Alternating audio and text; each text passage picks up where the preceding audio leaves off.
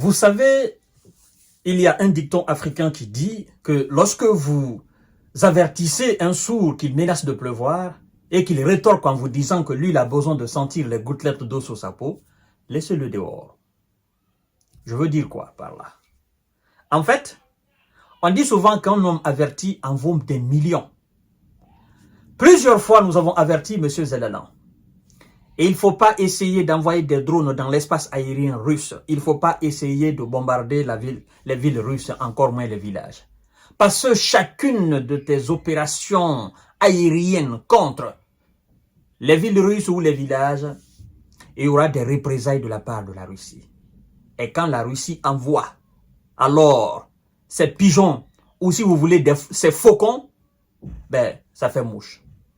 Tenez, ça s'est passé à Kharkiv, la nuit du 21 au 22, c'est-à-dire la nuit de samedi d'hier à aujourd'hui, dimanche 22 septembre 2024.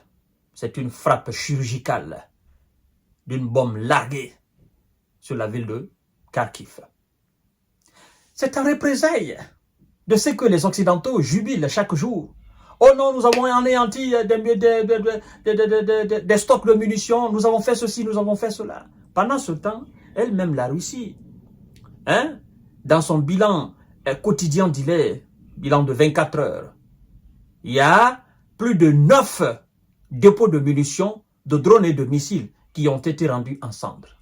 Mais ce qui s'est passé cette nuit dans la ville de Kharkiv, ben, ça dépasse l'entendement, tout simplement, mesdames et messieurs.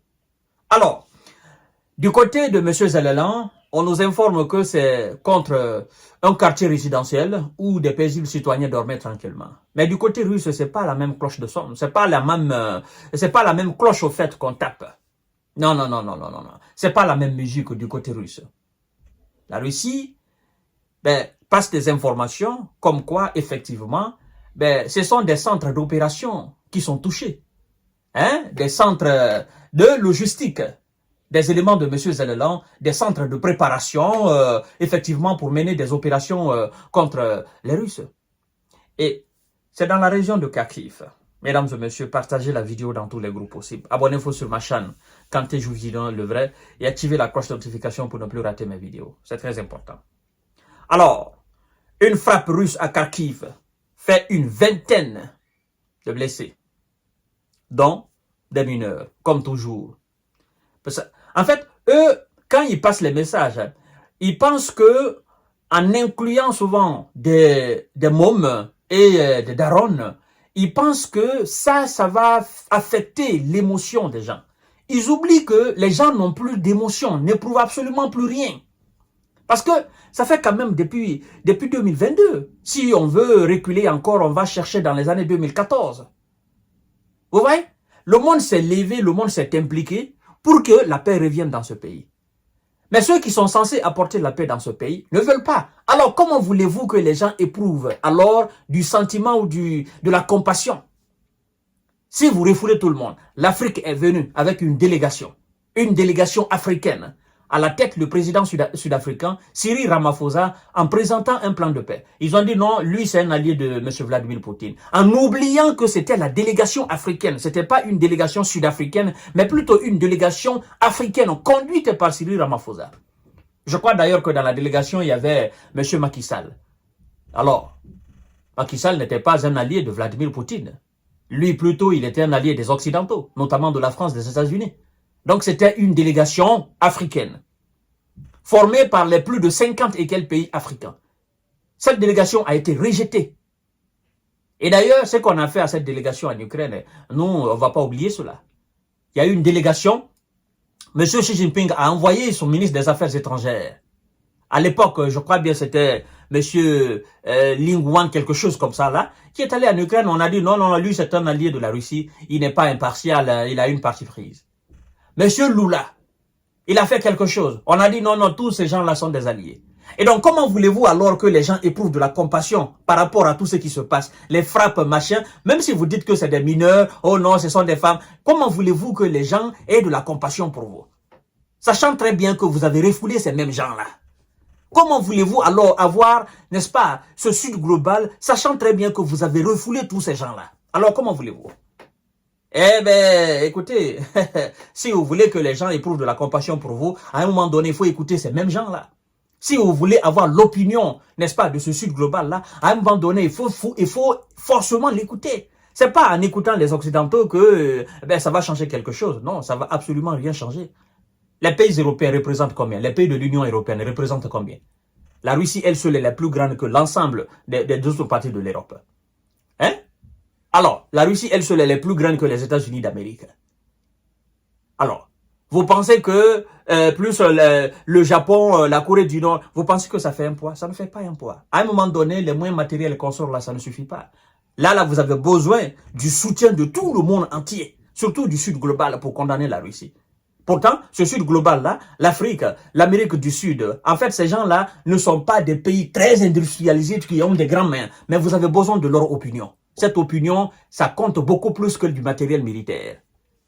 Parce que pour vous, si tous ces gens se mettaient à condamner la Russie, pour vous, c'est une victoire. Alors, c'est le monde qui se serait levé alors contre Vladimir Poutine. Vous voyez?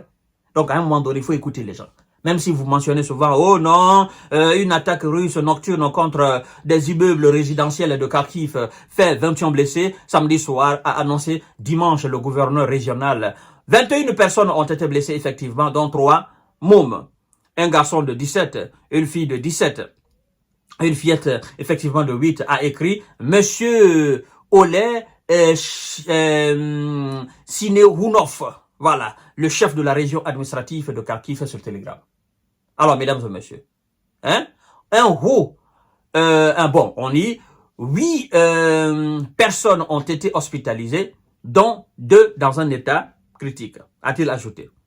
La frappe s'est produite en fin de soirée samedi dans un quartier résidentiel, ville très proche de la frontière russe, qui comptait 1,4 million d'habitants avant les hostilités. Alors, on nous informe que c'est une bombe qui a été larguée contre un bâtiment où des dizaines de personnes dormaient tranquillement, selon monsieur le gouverneur. Alors, 2 hauts immeubles, effectivement, résidentiels ont été endommagés, précise le chef de l'administration, le chef de la région administrative de Kharkiv.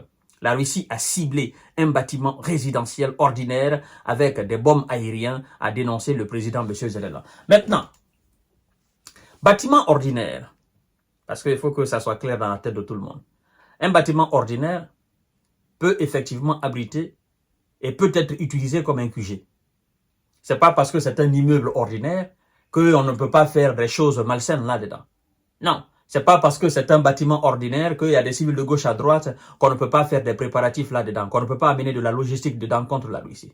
Ça, il faut mentionner très bien. D'ailleurs, nous avons vu la preuve à Bakhmout, où carrément, des soldats de M. Zelensky, voilà, quand ils avaient des difficultés, ils couraient et allaient s'abriter effectivement dans les immeubles où il y avait des civils. Et donc, c'est ce qui a d'ailleurs rendu la tâche très difficile aux militaires russes dans la bataille de Bakhmout.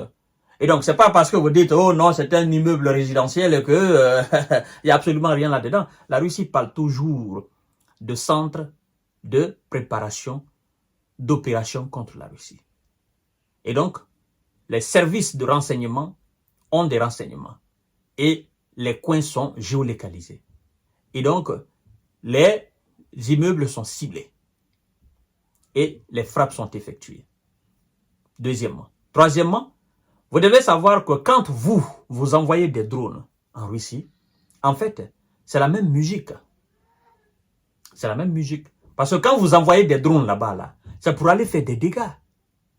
Et là, vous ignorez complètement, oh, les drones qui vont là, est-ce que, même si la Russie venait à utiliser ces drones, est-ce que les débris qui tombent du ciel ne vont pas toucher un enfant? Est-ce que les débris ne vont pas toucher un vieillard? Est-ce que les débris ne vont pas trouver des personnes vulnérables?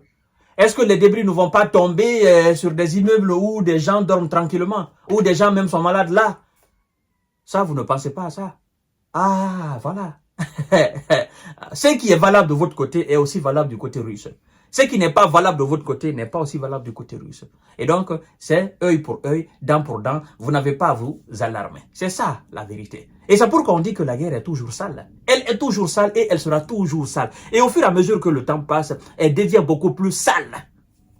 Oui, Mesdames et messieurs, voilà ce qui se passe une nuit de samedi 21 septembre à 22 septembre 2024 dans la région dans la ville de Kharkiv qui fait frontière à la Russie. Je vous donne rendez-vous tout à l'heure pour notre série d'informations de décortiquage. Partagez la vidéo dans tous les groupes aussi. Monsieur Zelensky, il a voulu sentir les gouttelettes de la pluie. On l'a annoncé. Il a dit non, moi je suis sourd, je n'entends pas. Et maintenant il est en train de sentir c'est pas même les gouttelettes, ça ce sont des grêles qui tombent sur la tête de monsieur